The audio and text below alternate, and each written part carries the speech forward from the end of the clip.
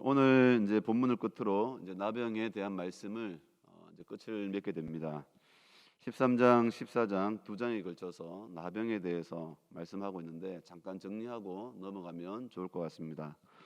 우리가 나병에 대해서 살펴보면 몇 가지 특징이 있습니다. 하나님께서 나병에 대해 매우 엄격하게 다루고 있음을 보게 됩니다.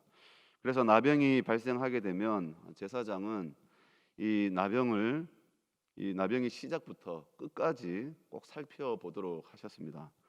그래서 필요하면 격리를 시켜서라도 나병의 진행 경과를 살펴보고 추적하게 하시면서 위험성은 없는지, 만약에 위험하다면 공동체와 분리시켜 가면서 나병에 대해서 까다롭게 그리고 신중하게 대처하도록 지시하시는 것을 보게 됩니다.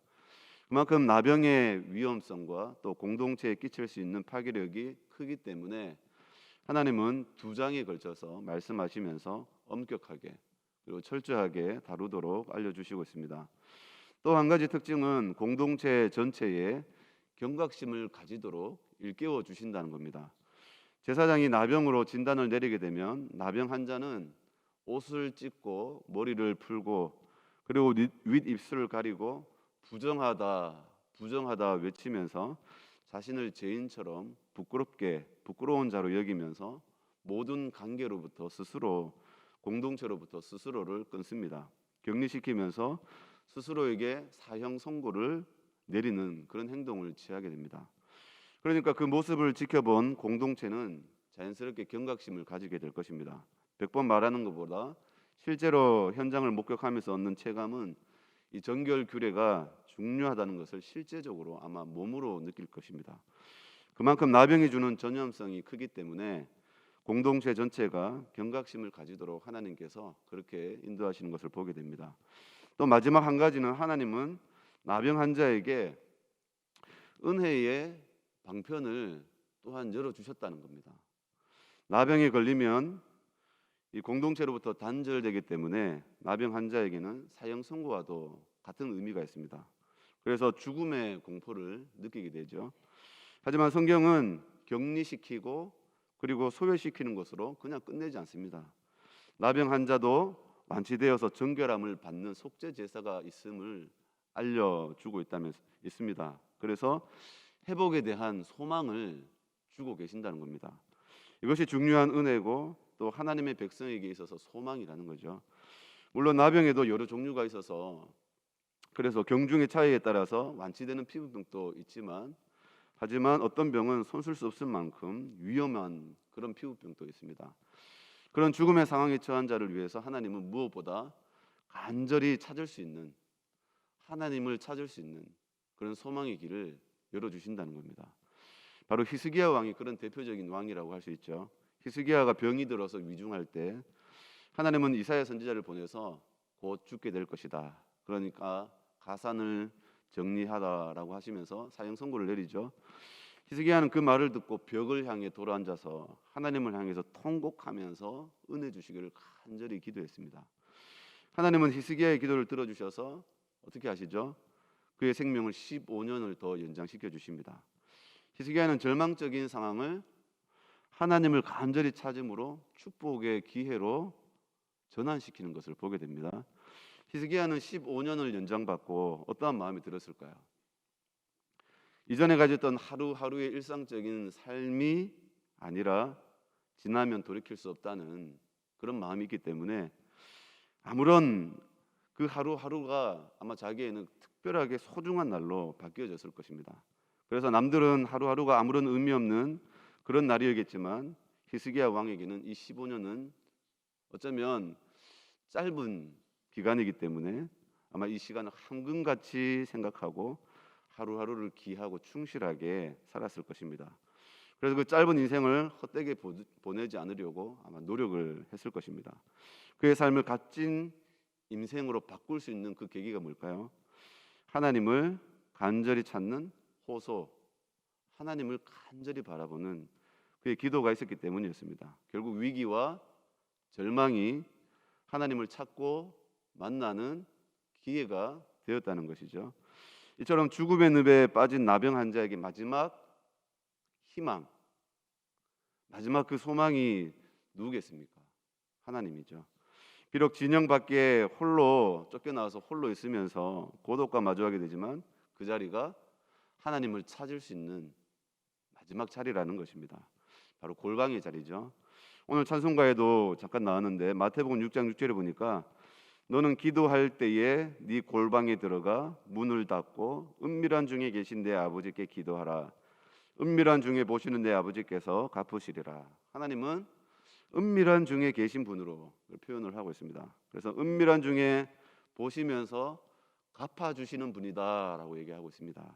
그러니까 은밀한 중에 계신다는 것은 이 기도하는 자와 하나님과의 아주 독대입니다. 독대. 하나님밖에 지금 보이지 않는 그 상황을 놓고 얘기하고 있는 거죠. 오직 하나님만 바라볼 수 있는, 하나님께만 집중할 수 있는 그 환경이 언제겠습니까? 위기 아니겠습니까? 위기. 오늘 이 새벽에도 은밀한 중에 보시는 하나님께 기도할 때에 국률하심을 받고 때를 따라 돕는 은혜를 받는 귀한 새벽 시간이 될 수 있기를 바랍니다. 이제 오늘 이제 말씀을 한번 본문 말씀 살펴보겠습니다. 오늘 이 말씀은 이제 나병에 대한 마지막 규정에 대한 말씀입니다. 오늘 본문을 끝으로 이제 나병에 대해서 끝을 맺게 되는데 약속의 땅 가나안 땅에 들어가면서 살게 될 그 집에 만약 나병이 발생하게 되면 어떻게 처신할 것인지 알려주는 말씀입니다. 그래서 지금 이제 강야에 있을 때는 뭐 텐트를 치고 살았기 때문에 이제 옷이나 가죽에 만약에 나병이 발생하면 하고 이제 알려주셨는데 이제 가나안 땅에서는 정착 생활을 하게 됩니다. 그래서 이제 텐트 생활에서 이제 가옥에서 이제 살게 되죠. 그래서 이제 들어가게 되면 가옥에 발생할 수 있는 나병에 대해서 언급해주고 있습니다. 34절 말씀입니다. 내가 내게 기업으로 주는 가나안 땅에 너희가 이를 때에 너희 기업의 땅에서 어떤 집에 나병 색점을 발생하게 하거든. 지금 이 34절 말씀을 읽어보니까 좀 이상한 표현이 나오죠. 너희 기업의 땅에서 어떤 집에 나병 색점을 발생하게 하거든. 하나님께서 나병 색점을 일으키는 원인자로 표현을 하고 있습니다. 왜 이런 표현을 하고 있을까요? 이것은 하나님의 주권을 드러내는 표현입니다. 그래서 하나님은 이스라엘 백성들의 육체뿐만 아니라 그들이 거하는 곳까지 하나님께서 함께 하시고 주관하고 계신다는 사실을 언급하는 말씀입니다. 그래서 우리가 성경의 표현들을 보면 재밌는 표현들이 있는데요. 비가 내린다와 같은 그런 비인격적인 표현들을 쓰지 않습니다. 그냥 자연이 스스로 내리는 비가 내린다 우리가 그렇게 얘기하잖아요. 그런 표현을 쓰지 않고 하나님이 비를 보내주신다 그렇게 말씀하세요. 또 저수지를 파는 그런 아주 단순한 일 같은 것도 하나님께서 오래전부터 계획했다라고 기록을 하고 계세요. 보니까 이사야 22장 11절에 보니까 너희가 또 옛 못의 물을 위하여 두 성벽 사이에 저수지를 만들었느니라. 그러나 너희가 이를 행하신 일을 앙망하지 아니하고 이 일을 옛적부터 경영하신 일을 공경하지 아니하였도다. 단순히 이스라엘 백성들이 자기들의 필요를 따라 저수지를 만들었는데 그 단순하게 만들었던 그 저수지도 사실은 하나님께서 다 계획하시고 준비하셨다는 거죠. 또 하나님께서 한 개인의 일상적인 삶도 계획하시고 그리고 명령하고 계신다는 사실을 또 기록하고 있습니다. 시편 139편 16절에 보니까 내 형질이 이루어지기 전에 주의 눈이 보셨으며 나를 위하여 정한 날이 하루도 되기 전에 주의 책에 다 기록이 되었나이다.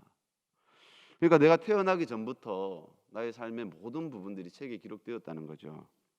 그러니까 이처럼 하나님의 주권이 굉장히 우리가 다 헤아릴 수 없을 만큼 깊이 작용하고 있다는 것을 보여주고 있는 겁니다. 그만큼 하나님께서 성도의 삶을 주관하고 있다라고 하는 사실을 알려주고 있습니다. 이처럼 너희 기업의 땅에서 어떤 집에 나병 색점을 발생하게 하거든. 하나님은 약속의 땅 가나안으로 인도하시는 것으로 끝내는 것이 아니라 여전히 그 가운데 함께 있을 거다. 그리고 그들을 인도하고 너희들을 간섭할 거다라고 하는 뜻을 알려주시는 말씀입니다. 그러니까 지금 이 색점을 발생하게 하거든라고 하는 이 말씀은 저주의 말씀이 아니라 뭘까요?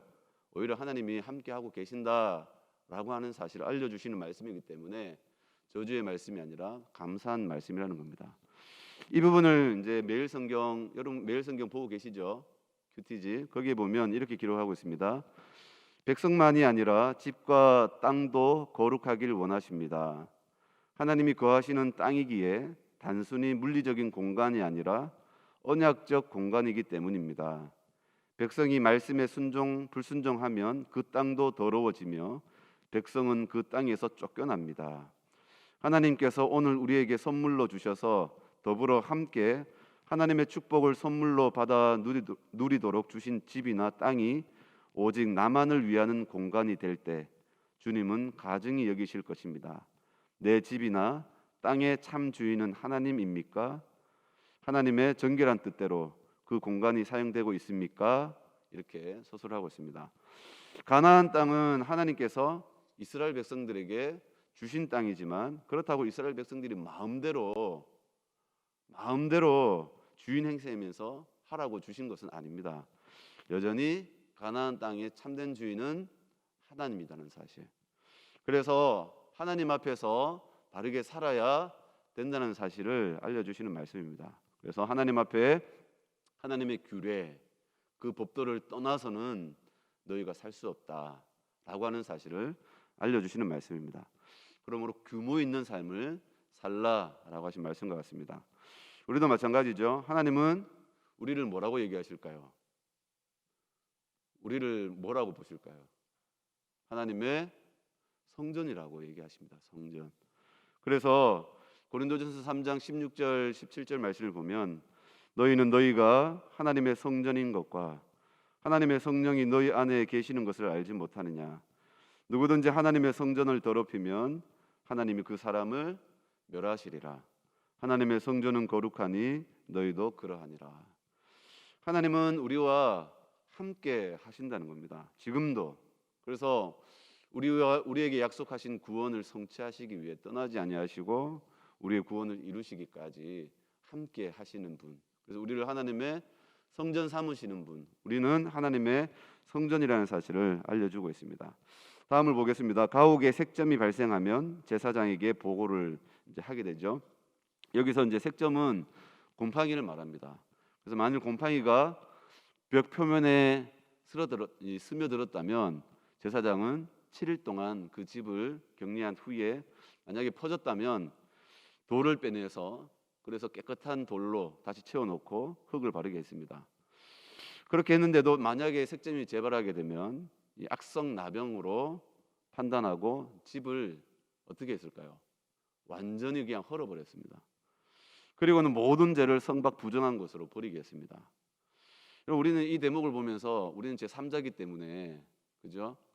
제3자의 관점에서 보기 때문에 별로 심각성을 못 느끼지만 그 집에 살고 있는 사람으로서 집을 무너뜨려야 되기 때문에 지금 심각한 상황이죠.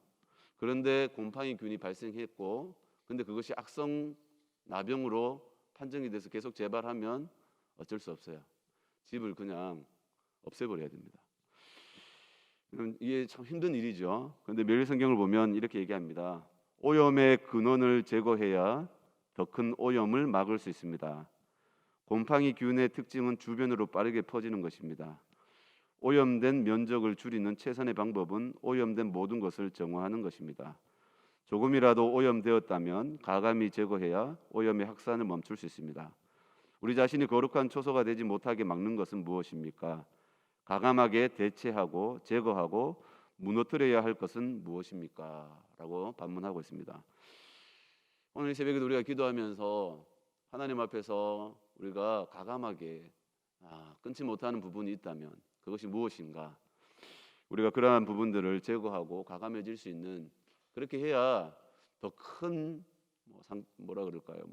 매라 그래야 될까요? 그럼 하나님으로부터 오는 그런 매를 피할 수 있지 않겠습니까?